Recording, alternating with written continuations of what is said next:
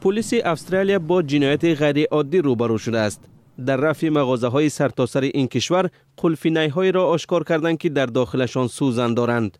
مقامات انتظامی میگویند درباره دست کم 20 چنین حادثه اطلاع گرفتند.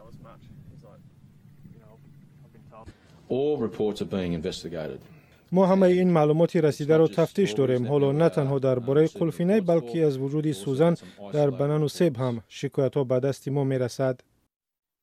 در اول سوزن‌ها را در محصولات یک شرکت از ویلز جنوبی نو مشاهده کردند، اما بعداً این گونه میوه‌ها در تمام کشور پیدا شدند. تا به حال تفتیشات هیچ گمانبری را مشخص نکرده است و پلیس هم سبب دست زدن به چنین جنایت را نمی‌دانند.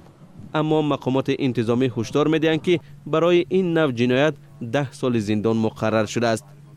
بنابر پیدا شدن سوزن در قلفینه، صادرات آن به زلند نو باز داشته شد. یکی از شرکت‌ها مجبور شد که محصولات خود را نابود کند. شرکت دیگر قبل از انتقال قلفینه به مغازه‌ها آن را از دستگاه رنگین می‌گذراند.